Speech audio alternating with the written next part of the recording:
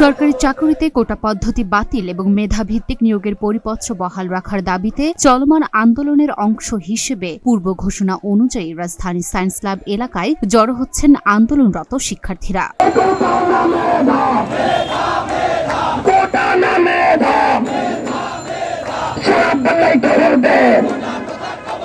সোমবার বিকেল ৩টার দিকে বৈষম্য বিরোধী ছাত্র আন্দোলন ঢাকা কলেজ ব্যানারে ঢাকা কলেজ গেট এলাকায় শিক্ষার্থীরা জড়ো হতে থাকেন। সেখান থেকে তাদের সায়েন্স ল্যাব, নিউ মার্কেট ও নীলক্ষেত মোড় সহ গুরুত্বপূর্ণ স্থান প্রদক্ষিণ করে আবারও সায়েন্স ল্যাব মোড়ে এসে অবস্থান করার কথা রয়েছে। সরেজমিনে দেখা গেছে দুপুর ২:৩০টার দিকে আলাদাভাবে বিভিন্ন ব্যানার ও ফেস্টুন সহ ঢাকা কলেজ গেটের সামনে আসতে থাকেন শিক্ষার্থীরা। এ সময় শিক্ষার্থীরা মুক্তিযুদ্ধের মূল কথা, সুযোগের সমতা, সারা বাংলায় খবর দে, কোটা প্রথার কবর দে, 18 হাতিয়ার গর্জে উঠুক আরেকবার, জেগেছে জেগেছে ছাত্র সমাজ জেগেছে, কোটারা মেধা মেধা মেধা ইত্যাদি স্লোগান দিতে থাকেন।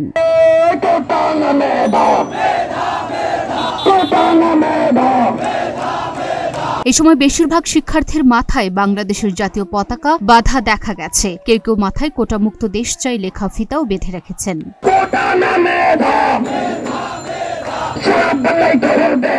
লুনা ফ্রুজনিপা, ঢাকা পোস্ট।